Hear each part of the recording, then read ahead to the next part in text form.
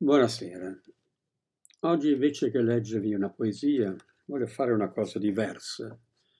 Mi è capitato sotto mano, guardando vecchi documenti, una pergamena scritta a mano con inchiostro di china nero e rosso dalla mia ragazza dei tempi del liceo.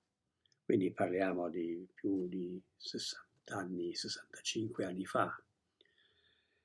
La faccio vedere, questa pergamena, e ha anche bruciato i bordi ed aveva poi firmata col suo stemma sulla cera lacca che adesso poi si è staccato.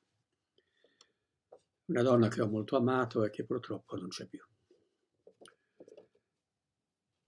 Ve la leggo. Sono pensieri di Blaise Pascal in francese.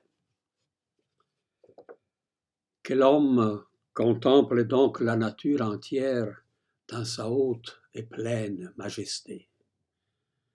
Qu'il regarde cette éclatante lumière, mise comme une lampe éternelle pour éclairer l'univers.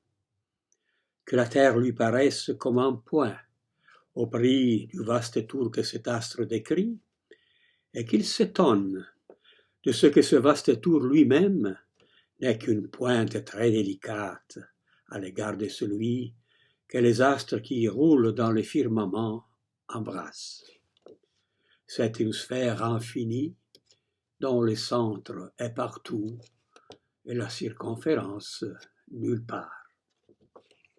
Que l'homme, étant revenu à soi, considère ce qu'il est au prix de ce qui est. Mais qu'est-ce qu'est l'homme dans l'infini?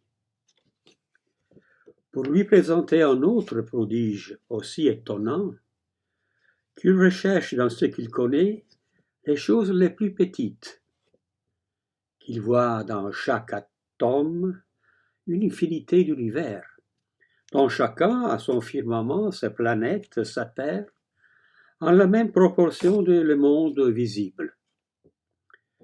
Et notre corps, qui tantôt n'était pas perceptible dans l'univers, soit présent un colosse à l'égard de ce néant. Qu'est-ce que l'homme dans la nature?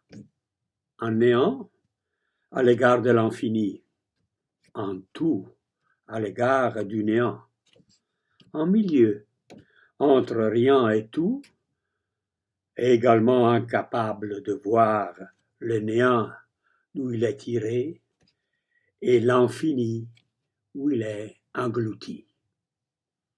L'auteur de ces merveilles seul les comprend, tout autre ne le peut faire.